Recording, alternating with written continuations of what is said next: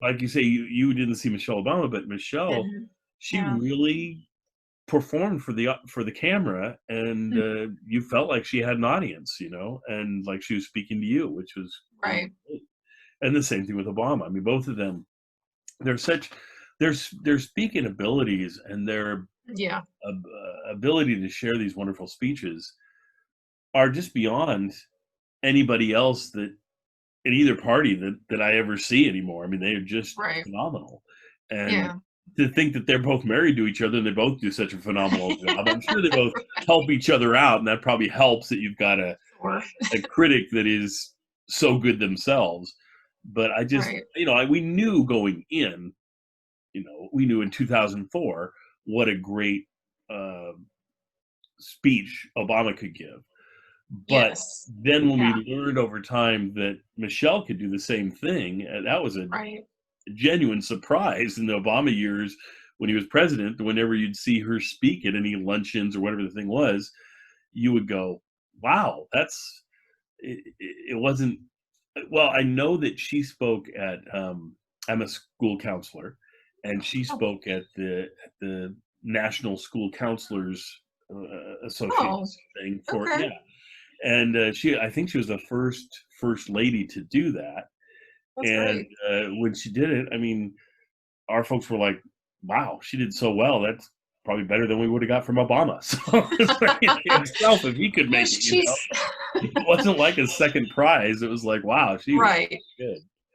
It Yeah, will, and it always makes me laugh when apparently she's dead serious. She hates politics. She doesn't want to go into politics because right. people are trying to recruit her to because she's so gifted at it. And Yes, it's remarkable that she would hate something so much that she just excels more than most people that do it for a living. I would be So completely surprised if, I mean, I don't know. I mean, Biden knows her so well, and they both have said what yeah, good friends they are and everything, that he true. might have known so deep in his heart that there's no way she was going to ever say yes or anything, that he probably didn't even approach her.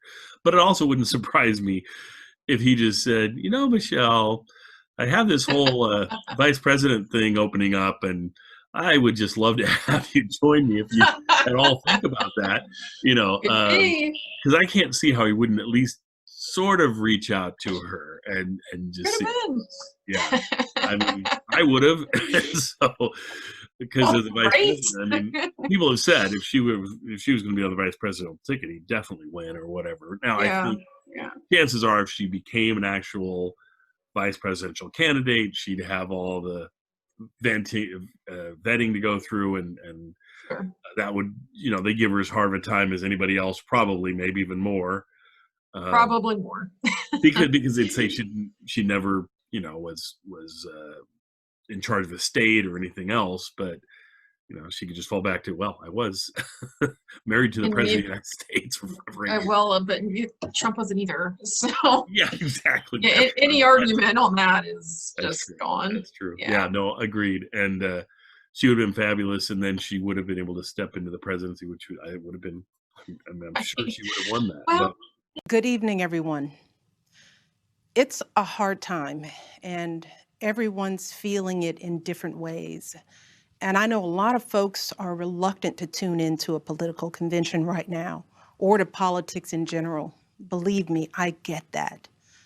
But I am here tonight because I love this country with all my heart. And it pains me to see so many people hurting. I've met so many of you. I've heard your stories. And through you, I have seen this country's promise. And thanks to so many who came before me, thanks to their toil and sweat and blood, I've been able to live that promise myself. That's the story of America. All those folks who sacrificed and overcame so much in their own times because they wanted something more, something better for their kids. There's a lot of beauty in that story. There's a lot of pain in it too. A lot of struggle and injustice and work left to do. And who we choose as our president in this election will determine whether or not we honor that struggle and chip away at that injustice and keep alive the very possibility of finishing that work. I am one of a handful of people living today who have seen firsthand the immense weight and awesome power of the presidency. And let me once again tell you this: the job is hard. It requires clear-headed judgment, a mastery of complex and competing issues, a devotion to facts and history, a moral compass, and an ability to listen, and an abiding belief that each of the 330 million lives in this country has meaning and worth. A president's words have the power to move markets. They can start wars or broker peace. They can summon our better angels or awaken our worst instincts. You simply cannot fake your way through this job. As I've said before, being president doesn't change who you are. It reveals who you are. Well, a presidential election can reveal who we are too. And 4 years ago, too many people chose to believe that their votes didn't matter. Maybe they were fed up. Maybe they thought the outcome wouldn't be close. Maybe the barriers felt too steep, whatever the reason. In the end, those choices sent someone to the Oval Office who lost the national popular vote by nearly 3 million votes. In one of the states that determined the outcome, the winning margin averaged out to just 2 votes per precinct. 2 votes. And we've all been living with the consequences. When my husband left office with Joe Biden at his side, we had a record-breaking stretch of job creation. We'd secured the right to health care for 20 million people. We were respected around the world, rallying our allies to confront climate change. And our leaders had worked hand in hand with scientists to help prevent an Ebola outbreak from becoming a global pandemic.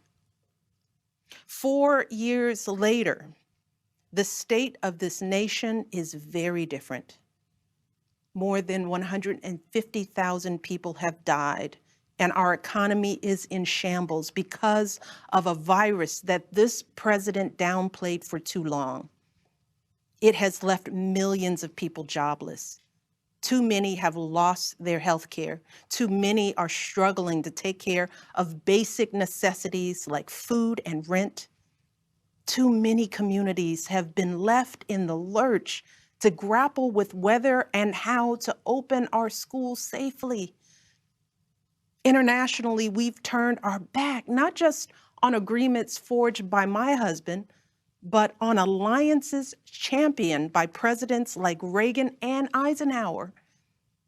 And here at home, as George Floyd, Breonna Taylor, and a never-ending list of innocent people of color continue to be murdered, stating the simple fact that a Black Life Matters is still met with derision from the nation's highest office. Because whenever we look to this White House for some leadership or consolation or any semblance of steadiness, what we get instead is chaos, division, and a total and utter lack of empathy. Empathy, that's something I've been thinking a lot about lately. The ability to walk in someone else's shoes. The recognition that someone else's experience has value too. Most of us practice this without a second thought. If we see someone suffering or struggling, we don't stand in judgment, we reach out. Because there, but for the grace of God, go I. It is not a hard concept to grasp. It's what we teach our children.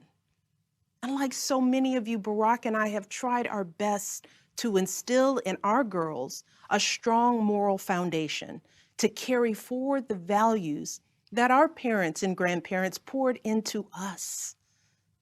But right now, kids in this country are seeing what happens when we stop requiring empathy of one another. They're looking around wondering if we've been lying to them this whole time about who we are and what we truly value. They see people shouting in grocery stores, unwilling to wear a mask to keep us all safe. They see people calling the police on folks minding their own business just because of the color of their skin. They see an entitlement that says only certain people belong here, that greed is good and winning is everything, because as long as you come out on top, it doesn't matter what happens to everyone else. And they see what happens when that lack of empathy is ginned up into outright disdain. They see our leaders labeling fellow citizens enemies of the state while emboldening torch-bearing white supremacists. They watch in horror as children are torn from their families and thrown into cages, and pepper spray and rubber bullets are used on peaceful protesters for a photo op. Sadly, this is the America that is on display for the next generation. A nation that's underperforming not simply on matters of policy, but on matters of character. And that's not just disappointing, it's downright infuriating. Because I know the goodness and the grace that is out there in households and neighborhoods all across this nation. And I know that regardless of our race, age, religion, or politics, when we close out the noise and the fear and truly open our hearts, we know that what's going on in this country is just not right. This is not who we want to be. So what do we do now? What's our strategy? Over the past 4 years, a lot of people have asked me, when others are going so low, does going high still really work? My answer, going high is the only thing that works. Because when we go low, when we use those same tactics of degrading and dehumanizing others, we just become part of the ugly noise that's drowning out everything else. We degrade ourselves. We degrade the very causes for which we fight. But let's be clear. Going high does not mean putting on a smile and saying nice things when confronted by viciousness and cruelty. Going high means taking the harder path. It means scraping and clawing our way to that mountaintop. Going high means standing fierce against hatred while remembering that we are one nation under God. And if we want to survive, we've got to find a way to live together and work together across our differences. And going high means unlocking the shackles of lies and mistrust with the only thing that can truly set us free, the cold, hard truth. So let me be as honest and clear as I possibly can. Donald Trump is the wrong president for our country. He has had more than enough time to prove that he can do the job, but he is clearly in over his head. He cannot meet this moment. He simply cannot be who we need him to be for us. It is what it is. Now, I understand that my message won't be heard by some people. We live in a nation that is deeply divided, and I am a Black woman speaking at the Democratic Convention. But enough of you know me by now. You know that I tell you exactly what I'm feeling. You know I hate politics, but you also know that I care about this nation. You know how much I care about all of our children. So if you take one thing from my words tonight, it is this. If you think things cannot possibly get worse, trust me, they can and they will if we don't make a change in this election. If we have any hope of ending this chaos, we have got to vote for Joe Biden like our lives depend on it. I know Joe. He is a profoundly decent man, guided by faith. He was a terrific vice president. He knows what it takes to rescue an economy, beat back a pandemic, and lead our country. And he listens. He will tell the truth and trust science. He will make smart plans and manage a good team.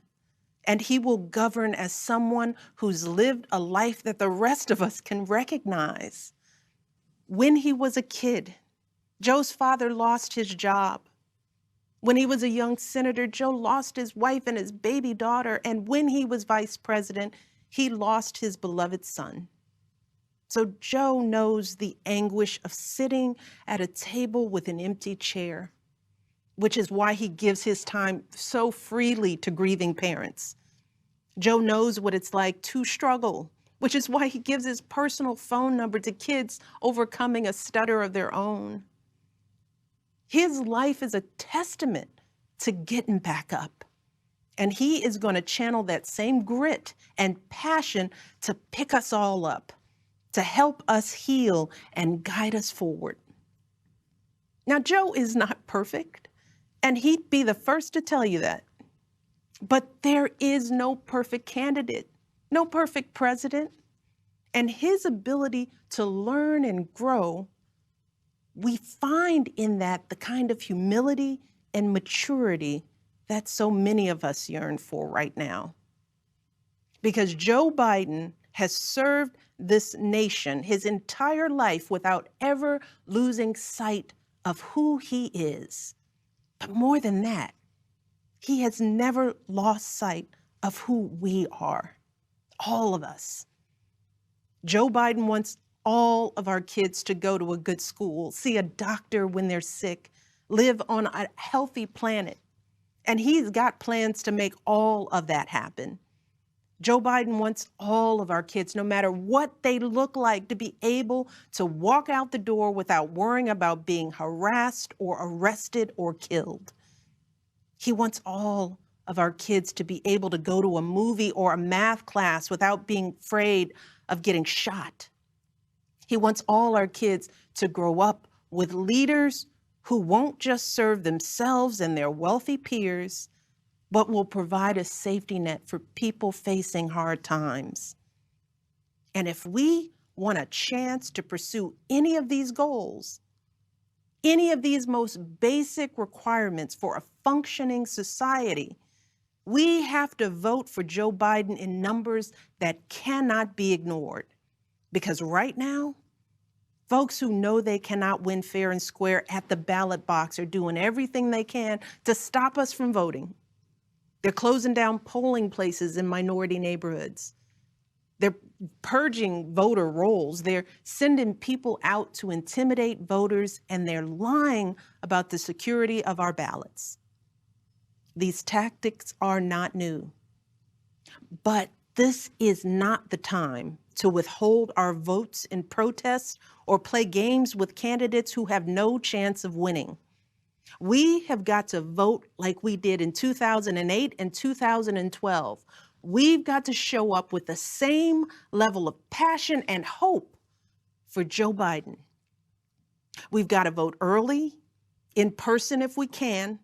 We've got to request our mail-in ballots right now, tonight, and send them back immediately. And follow up to make sure they're received. And then make sure our friends and families do the same. We have got to grab our comfortable shoes, put on our masks, pack a brown bag dinner, and maybe breakfast too, because we've got to be willing to stand in line all night if we have to. Look, we have already sacrificed so much this year. So many of you are already going that extra mile. Even when you're exhausted, you're mustering up unimaginable courage to put on those scrubs and give our loved ones a fighting chance. Even when you're anxious, you're delivering those packages, stocking those shelves, and doing all that essential work so that all of us can keep moving forward. Even when it all feels so overwhelming, working parents are somehow piecing it all together without childcare. Teachers are getting creative so that our kids can still learn and grow. Our young people are desperately fighting to pursue their dreams. And when the horrors of systemic racism shook our country and our consciences, millions of Americans of every age, every background rose up to march for each other, crying out for justice and progress. This is who we still are. Compassionate, resilient, decent people whose fortunes are bound up with one another. And it is well past time for our leaders to once again reflect our truth. So it is up to us to add our voices and our votes to the chorus of history, echoing heroes like John Lewis, who said, "When you see something that is not right, you must say something. You must do something." That is the truest form of empathy. Not just feeling, but doing. Not just for ourselves or our kids, but for everyone, for all our kids. And if we want to keep the possibility of progress alive in our time, if we want to be able to look our children in the eye after this election, we have got to reassert our place in American history. And we have got to do everything we can to elect my friend Joe Biden as the next president of the United States. Thank you all. God bless.